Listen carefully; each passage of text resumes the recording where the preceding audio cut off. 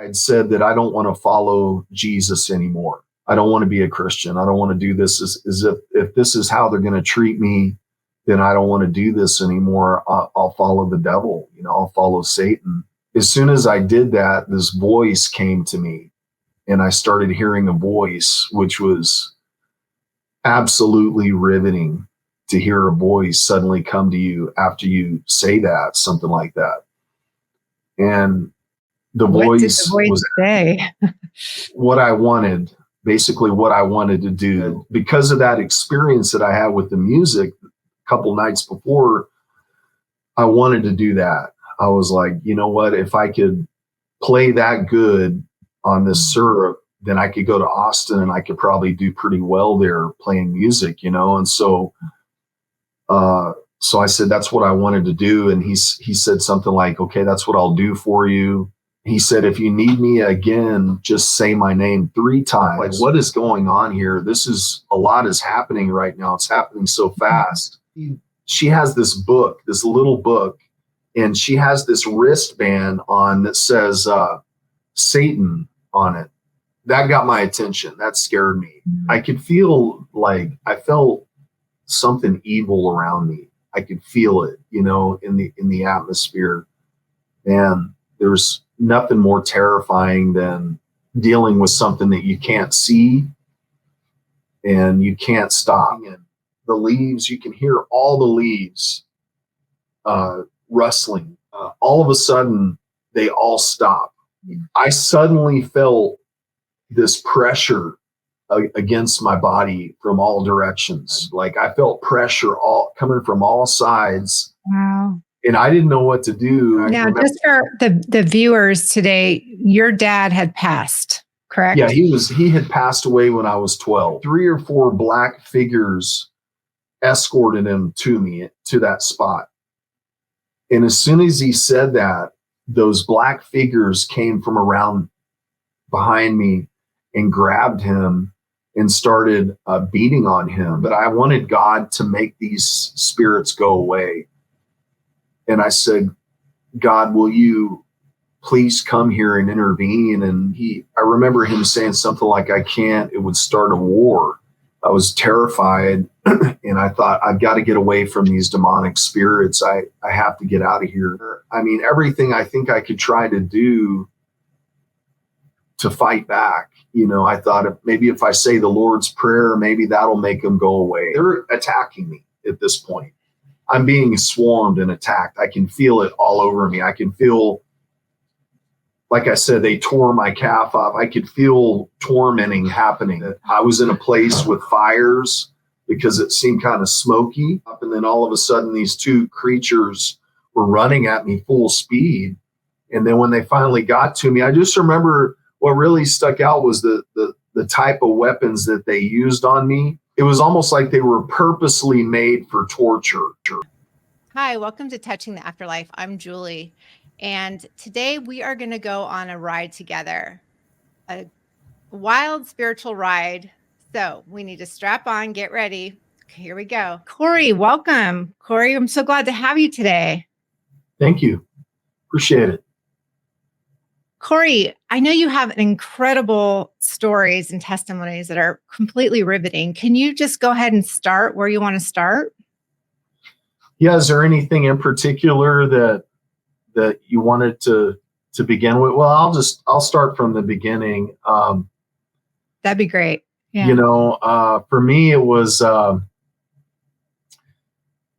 wouldn't say that I was really, what happened with me was I was going to commit suicide, and I was at a really low point.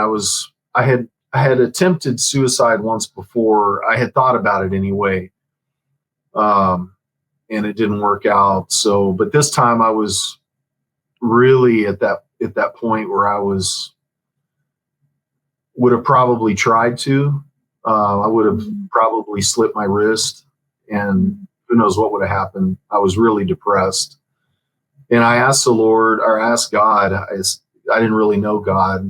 And I said, God, are you real? If you're real, I need to know, and I won't do this. And he answered me. I felt this overwhelming flood of love peace, rest. Like here I was in a really dark place, and all of a sudden I felt this beautiful presence come over me, and it just sort of washed everything away. And then I knew that God was real. And I would say that was a big part of starting the whole thing for me, because I started to realize at that point that there's a supernatural element to all of this. And it just got worse after that. So just got more and more supernatural in ways, as you've seen my testimony. It's, it got pretty bad. It wasn't like I was in church and I felt the presence of God and it was so wonderful. These were really riveting supernatural experiences that were really hard to go through. And honestly, if I didn't have God, I think I would probably be crazy, after going through something like that.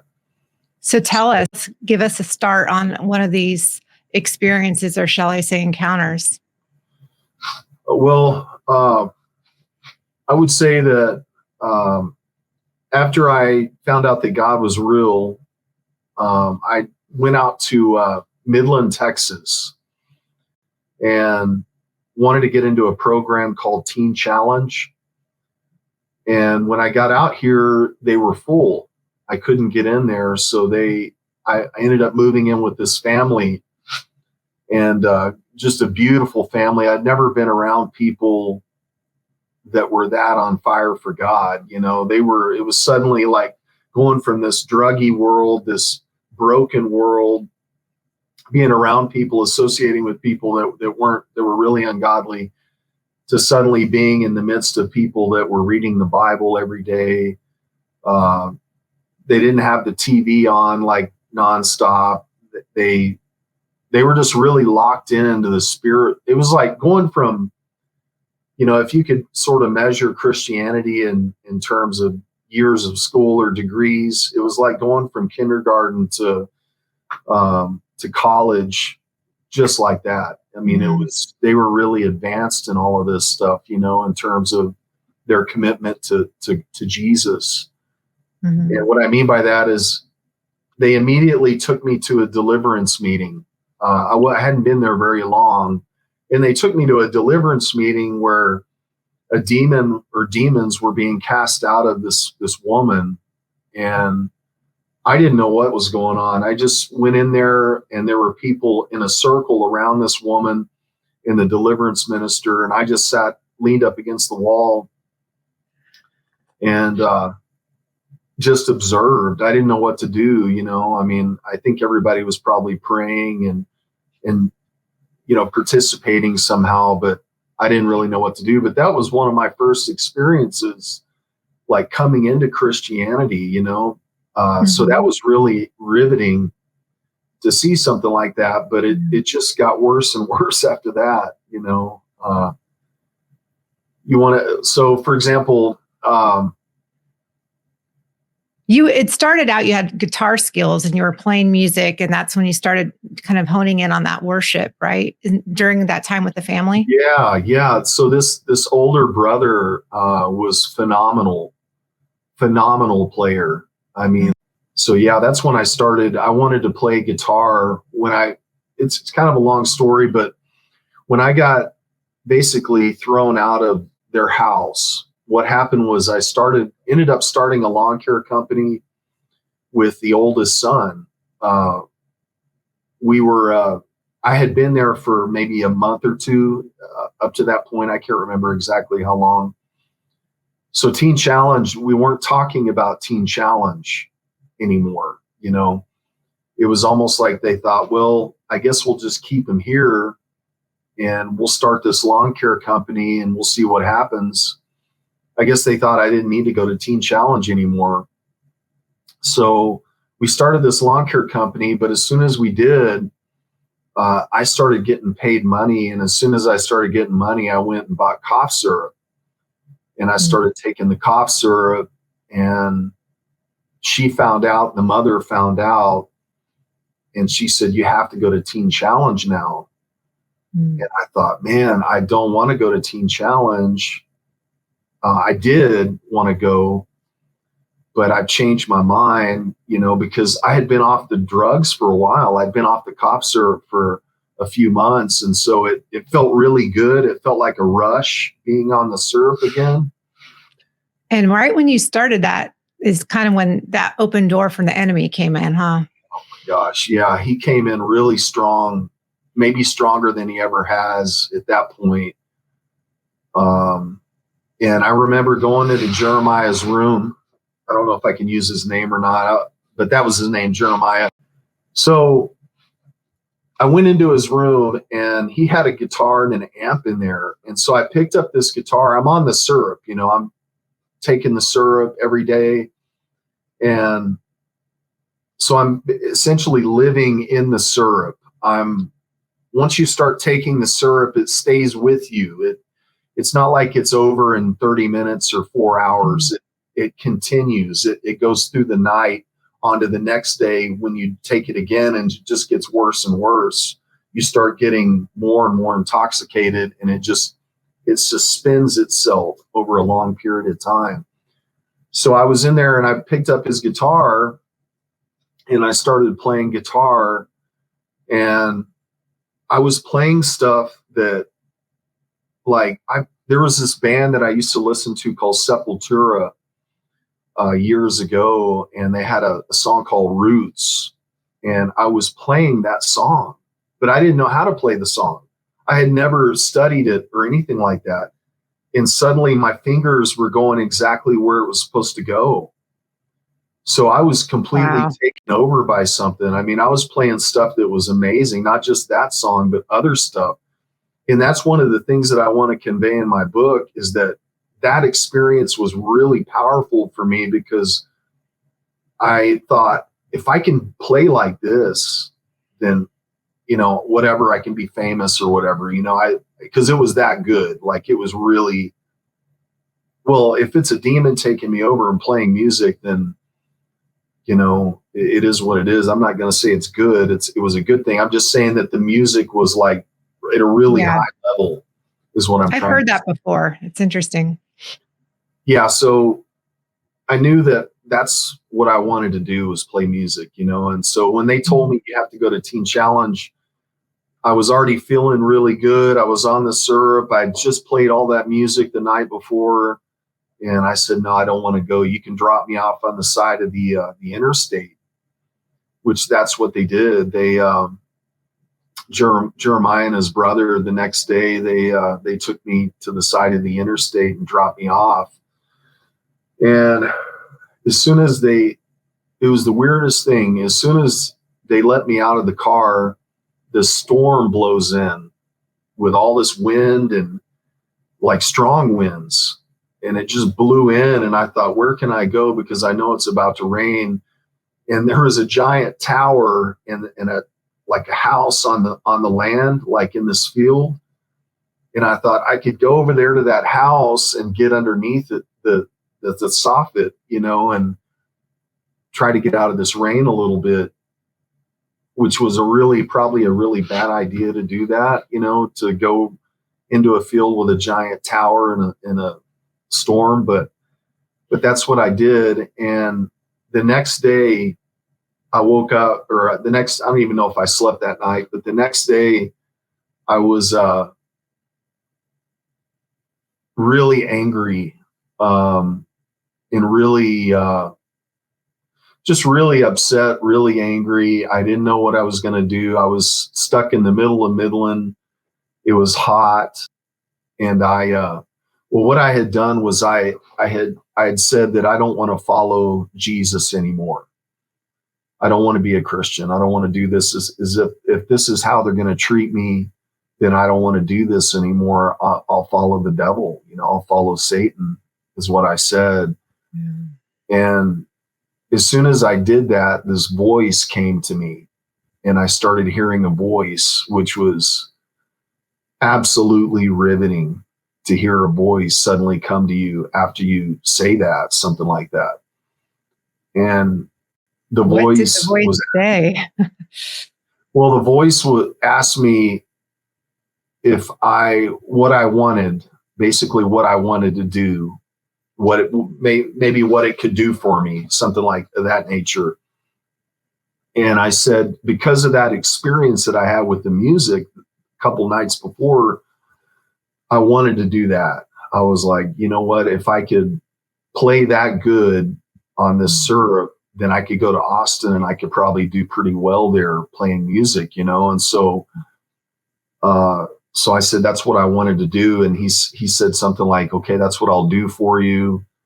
And then he said, if you need me again, just say my name 3 times, which I don't want to say his name 3 times, but but he said, say it 3 times in a row and I'll come back. And so like right after I had this conversation with this spirit, these 2 people pull up in this camouflage blazer, and they just walked right over to me. It was a guy and a girl, and they were in camouflage even. And they said, where do you want to go? And I told them that I wanted to go to Austin. And they said, come with us. And so I went with them, and they took me straight to the bus station, didn't say anything to me, and bought me a ticket to Austin. And I go sit down, and I hear another voice come to me. And this voice, you can just tell, like, I know the other voice was just a normal voice. It wasn't like the voice of Satan wasn't like it was hideous or something. It didn't come like that. It was very like a normal voice is what it sounded like. But another voice came to me that was, I could just tell like it was a good voice. Like it was good, And so, this voice told me, do not get on that bus. Whatever you do, do not get on that bus. And I guess maybe I knew that could be God. Maybe I really did in that moment, because I didn't listen to that voice. I got on the bus. Well, the voice came back and it said, like maybe 5-10 minutes later, it came back and it said, now bus is about to pull up. Do not get on it. And sure enough, the bus pulled right up after that. And they told me to get on the bus. And so I go and to the bus, and the bus driver said, your seat's in the back, in the far back. And I just remember thinking that's really a strange thing to say, because I've ridden when I was younger, back in the 80s, riding the Greyhound bus was a little bit more common, than it is now. I don't know how common it is today, but I know back in the 80s, I rode on some buses before here and there. And I don't remember telling me to go to any particular seat, especially when it seemed like there were all these other seats available. But I went back to the far back and I sat down, and the bus took off. The voice, the good voice, came back and said, you need to get off this bus right now. And like I was in deep thought, like I was just sitting there looking like maybe even like down a little bit, just like, what is going on here? A lot is happening right now. It's happening so fast. Mm-hmm. And I was in some sort of deep thought. So I wasn't really looking around at anybody. But right about that time, I noticed that there was a girl sitting right. Okay, so there's 3 seats in the back near the restroom, and I had the seat right next to the restroom. There was a girl next to me and a guy next to her. And so what happened was the Holy Spirit said, you need to get off of this bus. And I just remember like the girl was kind of touching my leg a little bit, and so I look over there and I see she has this little book, and she has this wristband on that says Satan on it. And then I look over at the guy. The guy is kind of bowed down like that. And he has a hat on that has Satan on the back of it. And I thought, wow, I've never actually seen Satanists before that I know of, and that got my attention. That scared me. Mm-hmm.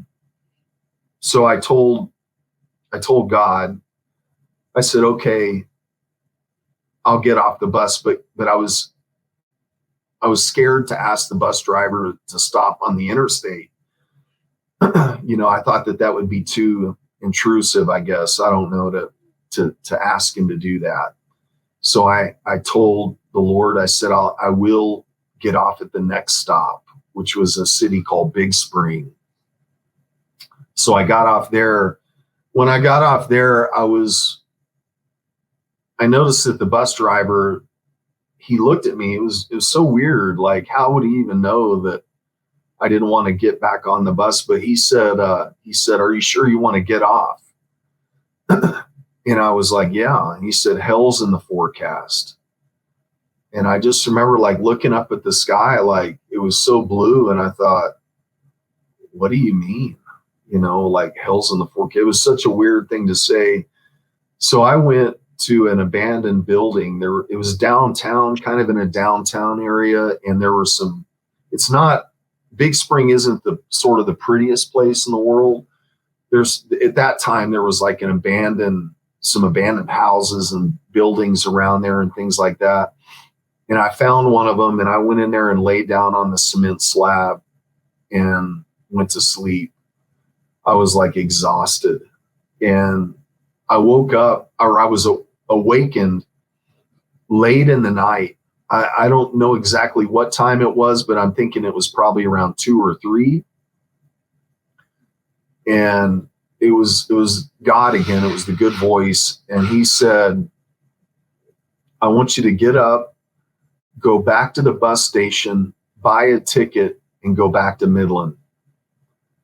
And I thought, okay, I'll do that. But one of the things that I thought about was that I only had $10 in my wallet.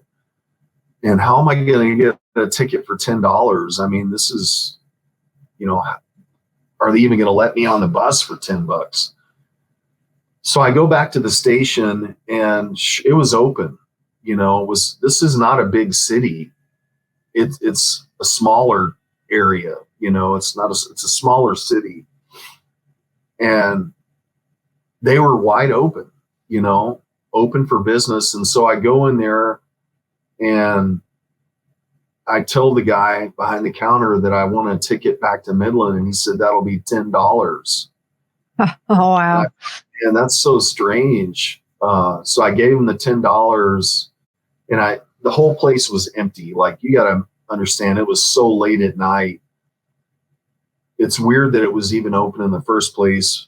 And they were taking business at that hour, but the whole place was empty. There were just a lot of empty seats in there. And I go and I sit down in one of the chairs and I'm just sitting there, waiting. And this lady walks in and she was a Hispanic lady, bigger. I just remember her eyes they were dark under here. And she came in there, walked right over to me and sat down right in front of me. And she said, are you sure you want to leave? And I was like, at that point, I was like, okay, this is crazy. And I said, yeah, I want to leave. And she just immediately got up and walked out.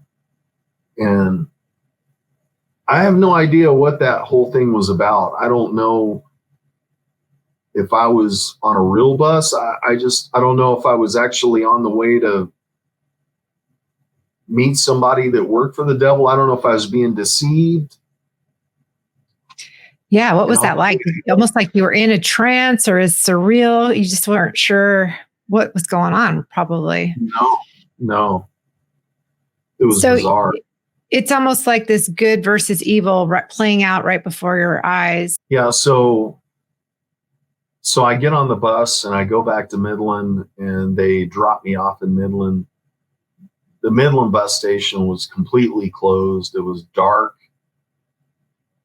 And I just sat there outside of the bus station in complete darkness. And I could feel like I felt something evil around me. I could feel it, in the atmosphere. But I knew that I didn't have anywhere to go. I knew that God had told me to come back to Midland, so that's what I was going to do. I guess I just needed to see that Satan is real, and that these are bad people, and this is it scared me, you know what I mean? I was scared, and I didn't want to go that way after all, so I'm just being real with you. It scared me, and Yeah. So they dropped me off in Midland, and I said, look, I guess I'll go to Teen Challenge, and when I got out to Teen Challenge, they wanted me to be up and ready to go the next morning.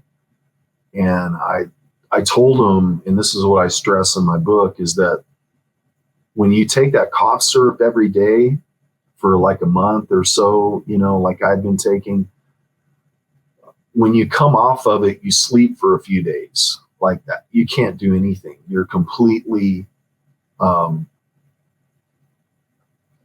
just exhausted, there's nothing you can do. And so they wouldn't let me detox.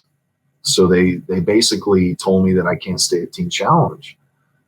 So they took me to the Salvation Army in Midland and dropped me off there. And I was so exhausted that I immediately walked around to the back of the Salvation Army and fell down on the ground and went to sleep. And then it was all God, but the captain of the Salvation Army and the cook, suddenly I woke up to two people staring down at me, and they said, what can we do for you? And I told them, I just need a place to sleep, and so they took me in, and I did pretty good at the Salvation Army. I guess that experience with the bus ride and all of that scared me, so I didn't want to do the syrup anymore. And when I got to the Salvation Army, that's when I started playing music. Like I was outside on this, there's a dock outside. I think they knocked that building down now, like it's gone now. But there was a dock on the back side of it, and that's where I was with the cook, and we were on the back side of the Salvation Army. And he said, wow, you sound like the guy from Creed or whatever. And I thought, wow, really? And I thought, man, that's cool. Maybe I could play music, and so I was asking God, I said, God, can I play? Will you give me that gift like Jeremiah has? I want that one.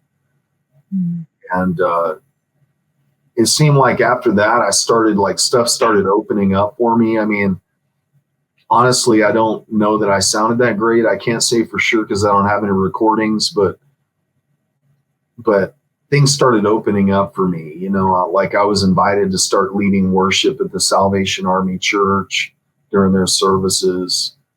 But what happened was the world started to creep in again. And I started thinking that, hey, maybe I could play because I was really into like John Mayer back then and Jeff Buckley and stuff like that. And I thought maybe I could, that sort of thing was drawing me away from God. It was drawing me to the world.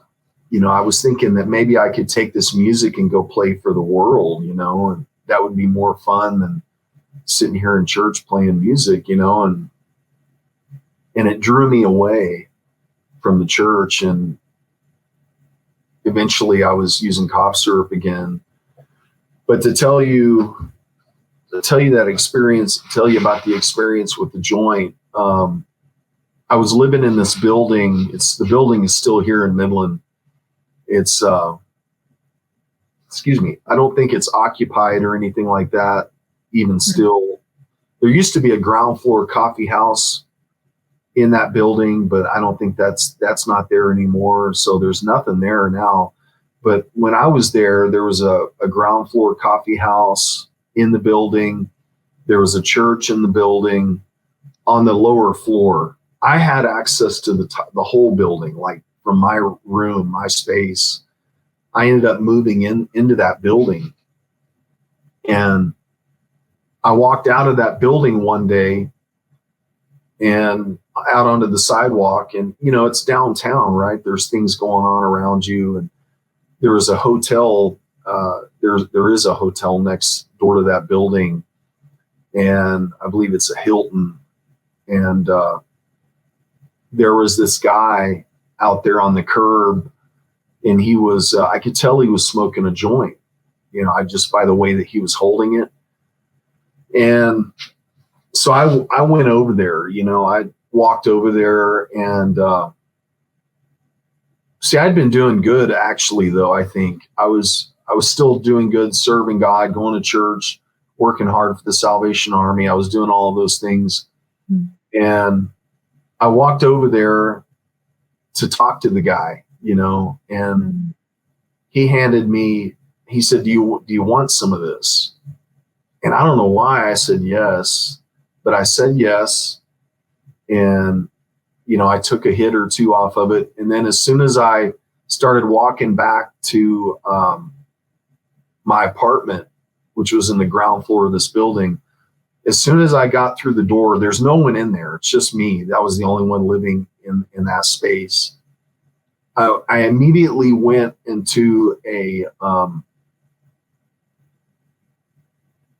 don't know if trance is the right word. I don't know what it is, but I went somewhere else for a minute. And it was like it was all, the atmosphere was all white, like brilliant white, like your computer screen. It was just real bright white. And I saw this man sitting on this throne, and he had shiny white beard, real frosty like beard. And his eyeballs had fire. And my alarm's going off.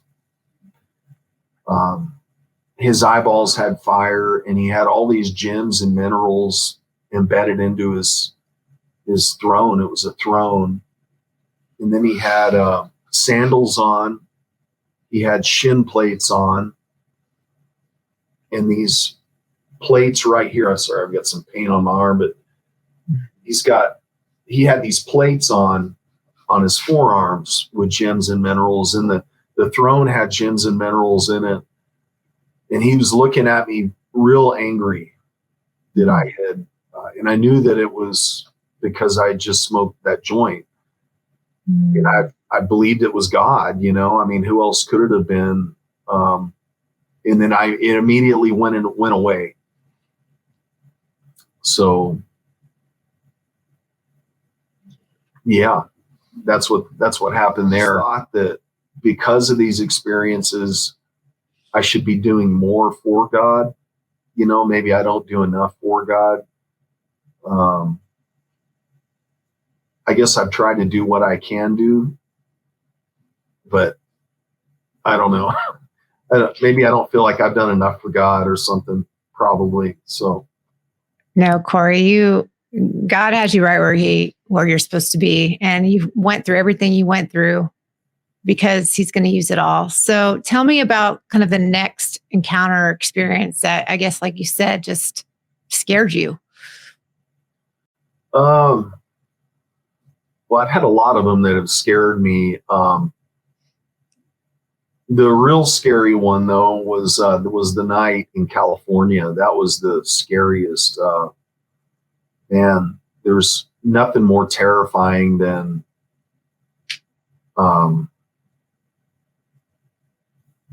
dealing with something that you can't see and you can't stop. And some of these stories just, they terrify me, actually. I would go into the back of this box truck. I had a box truck for work, and they gave me that box truck. It was a company out of Georgia called 3P Delivery, and they gave me that box truck as part of my job in California. When I finally got out of the homeless shelter and got housing and things like that. I would go into that box truck. I would park it in places around town, and I would go back there and play guitar. And I would do other things too back there I shouldn't have done. But I would play guitar back there. And one of those days I was back there playing guitar, and I heard a voice come to me and tell me, it was pretending like it was God. And the voice said, I want to come down and see you, and I'd like for you to play a couple of songs for me. And I thought, wow, this is really awesome. I'm actually going to be able to play a couple songs for God. This is really cool. And so, sorry, my alarm's going off on my phone.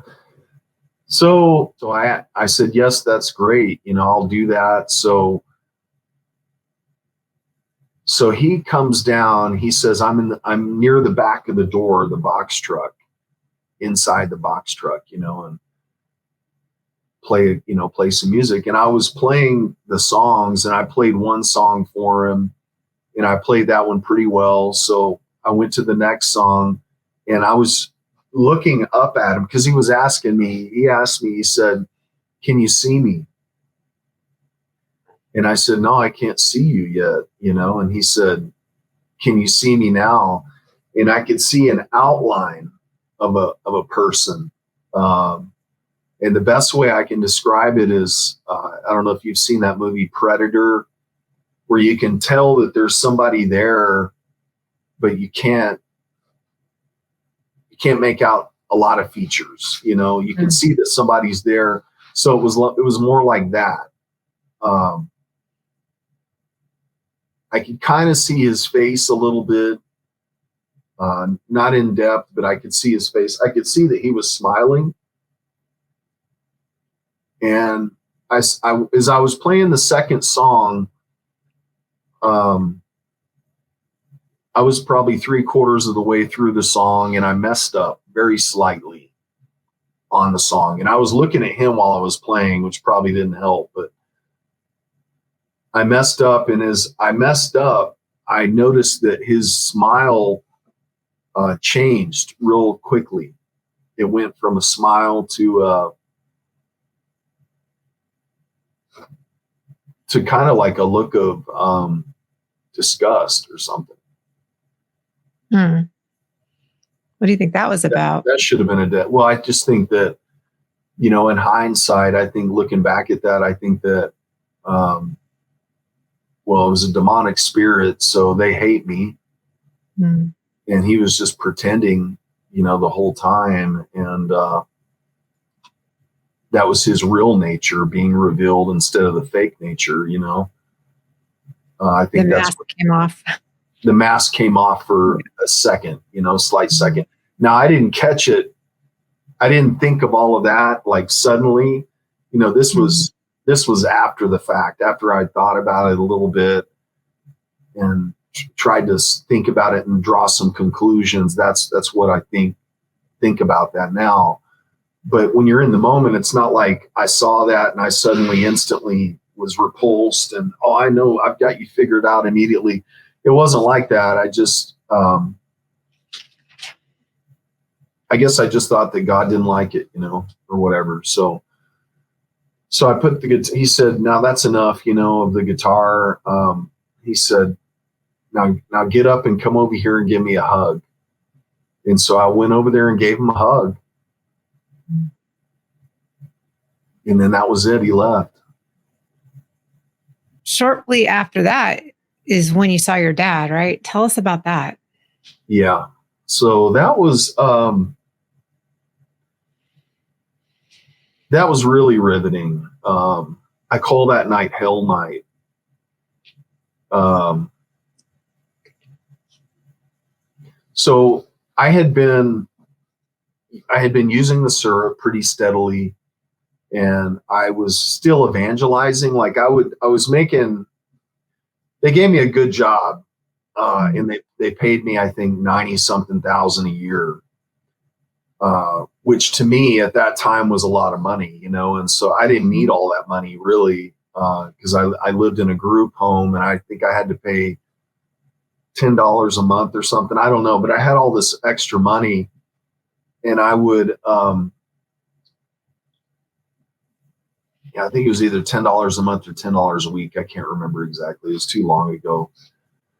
But I would go around to homeless people on the streets, and I would give them $20, a $20 bill, and I would say, "Message from the Lord, lo, I'm with you always." That's what I would say, something really interesting like that, and so I was doing all this evangelism. I was going to church. I was even leading worship high, under the influence. And so I was inviting my friend Tim to church, and my friend Tim and I went up to this park in Ukiah on the northwest side of Ukiah. There's a park up there. And we went into that park, and I'm telling you, it was about that time of the year. It was probably October, November. So the leaves were still on the trees. But they were about to fall. Like it was that cold, it was getting that cold.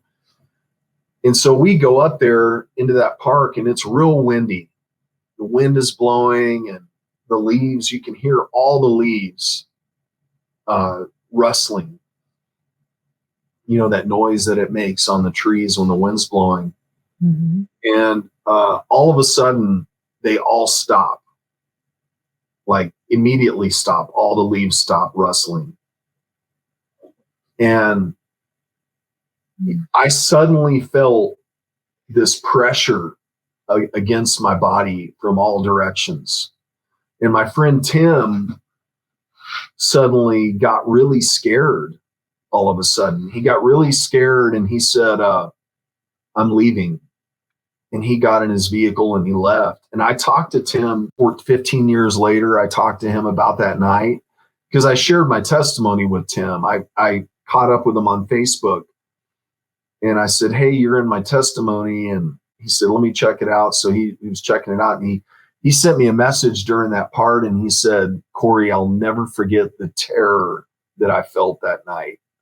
It was bad. Like I felt pressure all coming from all sides. Wow. And I didn't know what to do. I got in my box truck, and I started driving around, and I went and parked it. And all of a sudden I started having this conversation with God. And I don't remember all the details about the conversation with God. I remember some of the details. I remember my dad was brought through this invisible, like he wasn't there, and then suddenly he's there. So some kind of invisible wall. And just for the viewers today, your dad had passed, correct? Yeah, he had passed away when I was 12. Okay. I never saw my dad. My aunt got on to me about this because she didn't like my testimony, because I talk about my dad. In my book, I talk about my dad a lot more. So she definitely won't like that one. But I never saw my dad pray. I'm not saying my dad was a bad person. I loved my dad. I loved my dad a lot, and I wish he didn't die. I wish he was still here today. But he died when I was 12. And so it was like seeing my dad again. He came through that wall, and he was sitting there right in front of me. And it felt awesome. I'll be honest with you, part of me felt like it was awesome to see my dad again. Mm-hmm. But then the other part was like, I know where he's at. because these it was like 3 or 4 black figures escorted him to me, to that spot. And they came around behind me, disappeared behind me because I couldn't see them. All I could see was him. And I kept asking God, I said, God, please, don't send him back there. You know, please, can you just destroy both of us? You know, can you destroy him? That was one of the big topics of that whole conversation with God was please don't send him back there, you know. And I'll never forget my dad at some point during the conversation with God. I remember my dad looked at me and he said, I'm proud of you. And as soon as he said that, those black figures came from around behind me and grabbed him and started beating on him.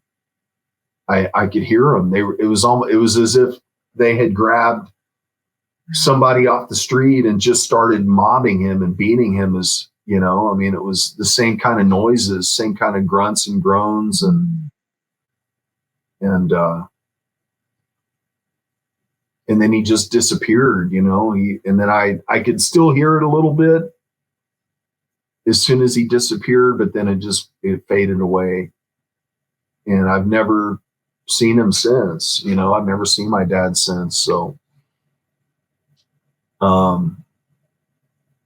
So I don't know, honestly. I mean, who knows what people think about that experience. I would like to say that there is I would like to still hope that my dad isn't there. You know, I still feel that way. Hopeful, but I also know that God is righteous, and I know that God knows what's best. And I'll just trust the Lord, you know, and be thankful that I'm not there, you know. So I remember God asking me, he said, are you intoxicated? And I kept telling him, oh, no, I'm not intoxicated at all, you know. And as soon as I started to try and tell him that I wasn't intoxicated, I started slurring my words. And it was like, I guess I am intoxicated. I'm lying to God, you know. And I didn't feel intoxicated, but my tongue did slur. I did slur. So I get about that time, I asked God, I think it was, I can't remember if the spirit started hitting on me about this time. I can't remember, but I wanted God to make these spirits go away. And I said, God, will you please come here and intervene and take these spirits away? And I remember him saying something like, I can't, it would start a war. I remember hearing those words, and I don't know what he means by that. You know, I can only make guesses, you know. Conjecture, I guess, is a word. That's all I can do. You know, I don't know what that meant or what that means. Maybe it would have, you know, maybe that the ramifications of something like that were just too great. You know, I don't know. All I know is that I started driving away. I was terrified, and I thought, I've got to get away from these demonic spirits. I have to get out of here. So I'll fly away. And I was going to fly to Oklahoma, and I drove, I think it was about an hour and a half from Ukiah down to San Francisco Airport. And I drove the whole way there, get to the airport. I run inside and tell the lady, hey, I need a ticket to Oklahoma.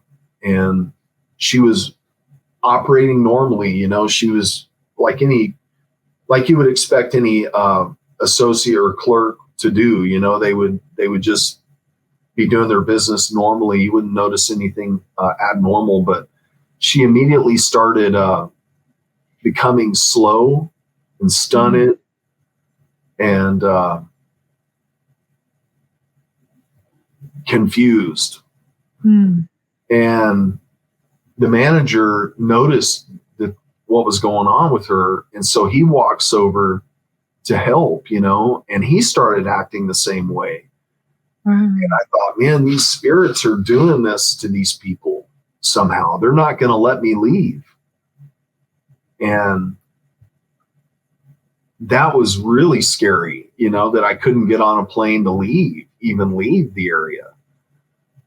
And so I left the airport lobby.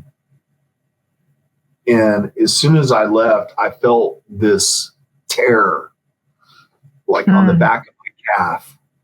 I felt this rip, like my muscles got ripped off. I felt something like that, not on my physical body, but somewhere else inside of me. I felt a rip because I felt it was wet and it was cold. Interesting. Yeah. So I don't know what that was about, but I felt this rip on my calf and it was gone. I could feel that it was gone. And I started to weaken in that leg. Like I started to feel really weak in that leg after that. And so I started to pray. I was rebuking, reciting the Lord's Prayer. I mean, everything I think I could try to do to fight back. You know, I thought maybe if I say the Lord's Prayer, maybe that'll make them go away. So it was like these people were in this trance. Yeah. Yeah. Yeah, they were in a trance. They were confused, really confused. When I got back to my truck, I started trying to drive away, and they're attacking me at this point. I'm being swarmed and attacked. I can feel it all over me. I can feel, like I said, they tore my calf off. I could feel tormenting happening. And I drove my box truck into where they had the overhead clearances for vehicles at the airport. I smashed right into that, smashed the top of the box truck, put it in reverse, and started trying to drive away. And a police officer pulled me over, and he gets out and he comes over and he says, "Can I see your license and registration?" And I'm feeling all this torment, and I was able to compose myself and pulled out my ID and handed it to him. And he started getting confused. He was just sitting there just like that. And I was looking at him like, okay, they got to him too. And he just stood there for a while like that. And I had to yell at him. I said, "Can you give me my stuff back? Can I go?" And he just handed it to me like that. And then that was it. So I started driving back toward Ukiah.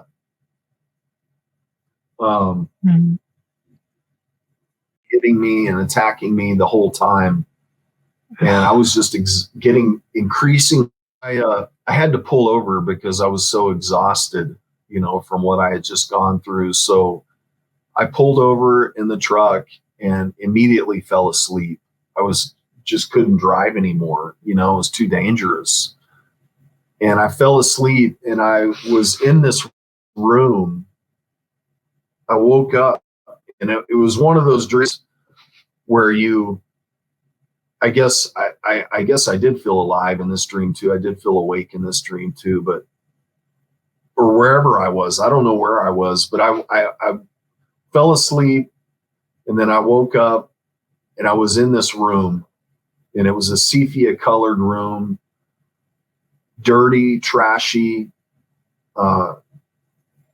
nasty, just something you would expect like the lowest of the lowest drug users and people like that to live in. It was gross. And it wasn't a very big room, but there was another door in front of me, and that door burst open. And all of a sudden there was this creature in the shape of a man, but he must have been 8 foot tall. You know, he was taller and bigger than me. And he just started stabbing me repeatedly. And after he did that for a little bit, I suddenly was on top of a roof, and I briefly just looked around a little bit, and it honestly, it seemed like maybe that I was in a place with fires, because it seemed kind of smoky. But I don't know for sure. I can't tell you for sure. It all happened so fast. And you felt, again, scared? This is like almost like a hell experience, right? I don't know. Yeah, it was definitely a hell experience. Second heaven. I don't know. What that was, but I was up on the rooftop, and then all of a sudden these two creatures were running at me full speed.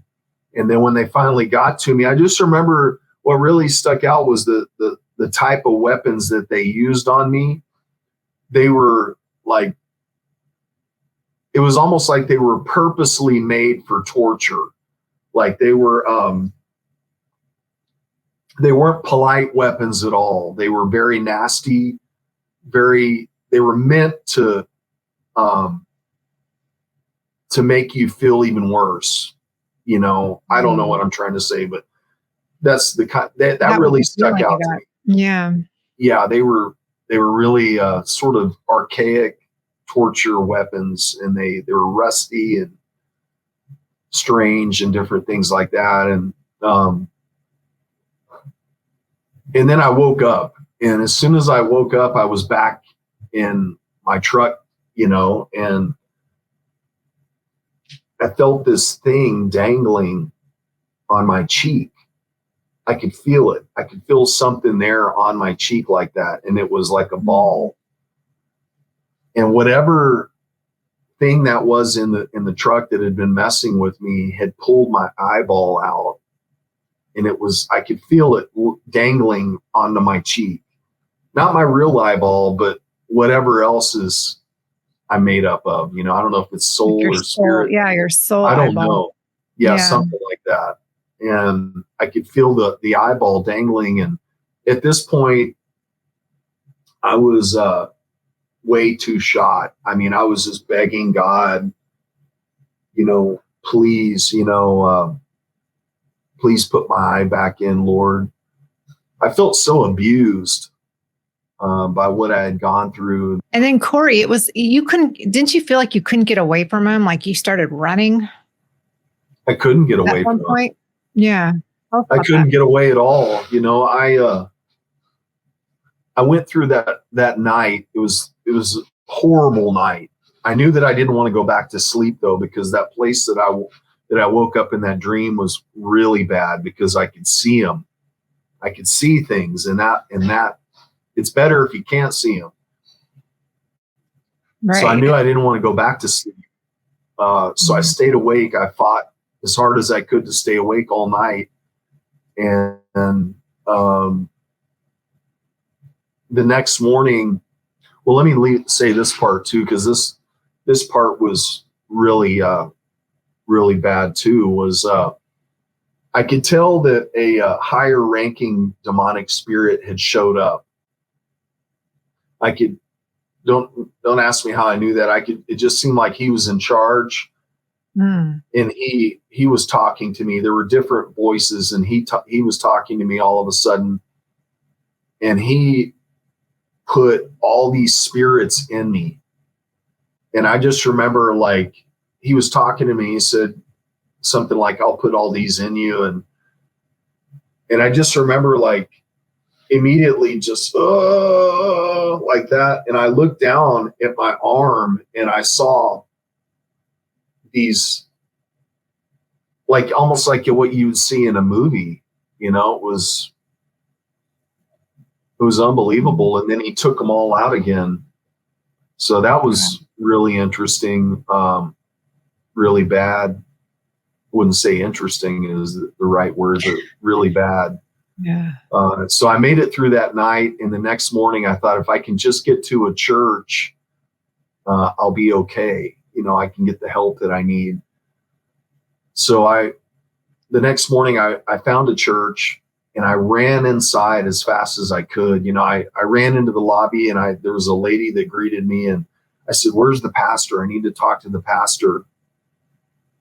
And she said, "Oh, he's over there in his office." So I ran over there, and he was right by the door, crouched down, messing with his bookshelf. And I immediately began to talk to him about what was going on, and he started getting confused. You're kidding. No, he started getting confused. He was just like the rest of them. So that same trance. And you're thinking a church, you're safe. Yeah. No, I couldn't believe it. I was like, wow, they can even do that to a pastor. That's crazy. So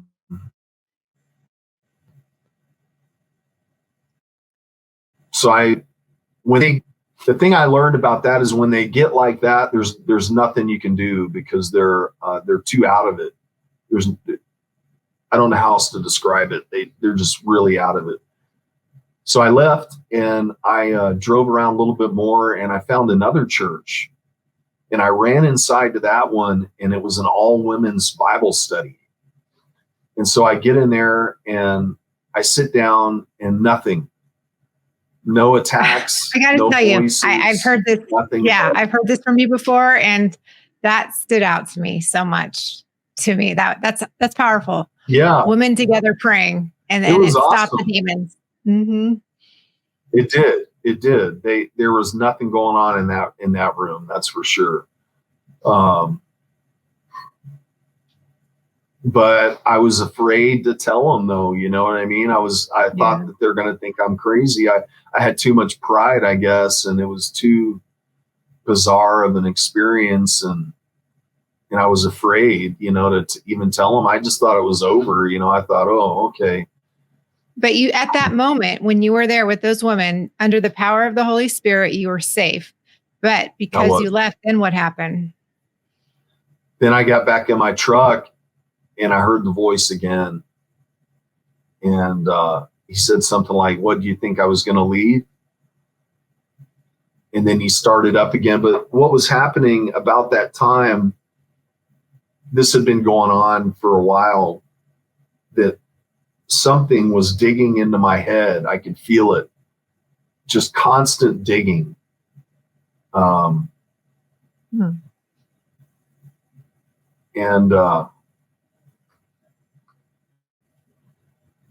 I was so exhausted at this point that when I got back in my truck and he said, "What do you think I had left?" And I was so exhausted, about ready to give up. I mean, there was just nothing else I could do. I didn't know what else to do. I was so exhausted that I had to park my truck and start walking. And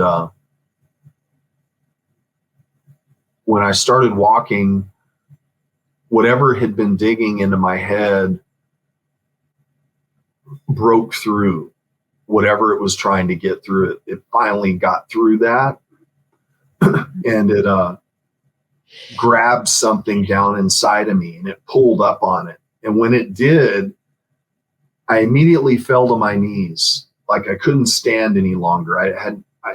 It was, whatever it was helping me stand up, because I couldn't stand anymore. I was on my knees, and it was pulling up like that, furiously pulling up. And then and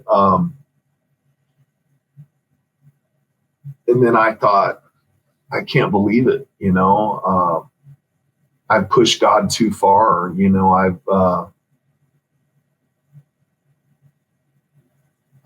couldn't believe it. I had pushed God too far. I mean, what else could I do, but give up, and that's what I did. I just immediately gave up. And then as soon as I did, it left. Cory, wow. So it's like you at that moment you had hopelessness feeling, like you were being dragged to hell, but God, right? So tell us. I was angry at God actually a little bit, because I thought, my gosh, like I'm trying to follow God and this happens to me, and so I was kind of angry at him, and even talking about it right now, it's kind of like, God, oh man. But I don't think that, I personally think that God, so I don't know if I mentioned this in my testimony or not, but it's in my book. So before this happened, I'll never forget this. I was playing guitar and music in a coffee shop, and these people walk in that I'd never seen before. They'd never come in before. And they sat down right in front of me, and I was like way off to the side. I wasn't even where all the crowd is and everything, but they came right over to my side and sat down right in front of me. And I just knew in my heart that they were angels. I remember the old man, there was an old man. Well, I asked him, I said, what are you here for? Like I knew that I felt like they were angels, and they said, we're here to see Godcraft. And that was what I went by, Godcraft. And I just remember the older man was just, he had this grieved look on his face, like, I'll never forget it. And I think that if that was a heavenly visitation, which I believe that I've encountered angels on more than one occasion, I can tell you stories, but so we do interact with angels. They do take on a bodily shape, and you never know when you're going to entertain one, but sometimes I just knew that I was in the presence of angels, some kind of heavenly people here, and I remember the man's look on his face, and it was right before all this happened, and he was real grieved. And so that gives me a lot of comfort, because I do believe that was, I don't know who that was, it was an older man. I don't know if it was an angel. I don't know, but I felt like it was. And if that was, and he was grieving over what he knew was about to come my way, then that gives me a lot of comfort in knowing that it grieved God, knowing what was coming my way. Like it hurt him for me to go through all of that. Like it wasn't just, a lackadaisical thing. It was, I don't know how to explain it. And I hope that somehow I can explain this experience, because it was so powerful. I just knew that they were angels. And in hindsight, looking back, I just remember the man being grieved. And it gives me comfort in knowing and believing that was God. Cory, that was an incredible ride you took us on with those stories of the supernatural, again, with the demonic, with the angelic. And I just want to ask, going through all of these experiences, I know it's had such a tremendous impact on you. Tell me a little bit about, as we close, how you're doing today and what this has done in your life for you. Well, I've gotten to know God a lot better. And I know God is so kind and so tender. And God has given me an ability to hear from him. I can ask questions to him and hear the answers from him. So he's given me an opportunity to have a really close relationship like that with him. And it took a while for him to teach me how he speaks. I didn't learn that immediately. It took a little while for me to learn how to do that. But through that, I've learned how God is, because I'll ask him questions like, what do you think of this? Or should I do this? And I can get an answer, and I can feel how gentle he is, you know, and how he answers and things. And so I'm learning about God. So God has allowed me personally to see a certain side of him and speak to him in a certain way, which has healed me and helped me. And today, I haven't touched the cough syrup, and golly, it's 2005. So it's been a long time. Wow. That's awesome. Yeah. So, and today, gosh, so much has happened. I've owned my own business. I've had my own business for 11 years and just doing really good, having music ministry and I'm still a work in progress. You know, God is still dealing with me on things, but we're all a work in progress. That's for sure. Yeah. Thank you.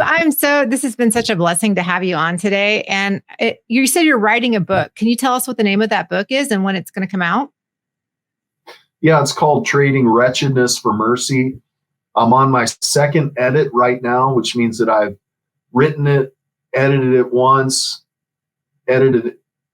I might be on my third edit now. Yeah. So I've edited it at least 2 times, I think. So hopefully it'll be ready soon.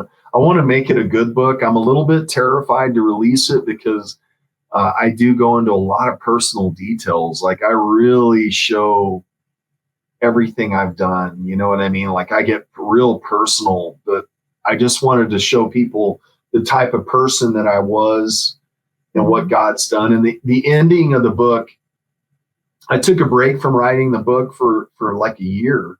And I came back and started writing in it. And I read that the end of it, the end is so beautiful. Like it's so God inspired. And I love it. I can't wait. That's what he does. He gives us the best ending. So I just want to thank you, Cory, so much for being here today. And we are going to have Cory back on a separate video to talk about what he went through after he released his testimony. So again, Cory, can I actually pray for you? Because I know with all of this you're putting out and what you've done, and I know that God has a lot for you. So let's just pray. Lord Jesus, we come to you. We thank you for Cory and his life and what you've done and what you're going to do. And I pray for every person that's listened to this powerful testimony, that they would be touched by your presence. They would know your love and they would feel your presence and love with them, and that you are their protector and that through you, they can be saved, Jesus. So we thank you, God. We love you. And I ask this in Jesus' name. Amen. Amen.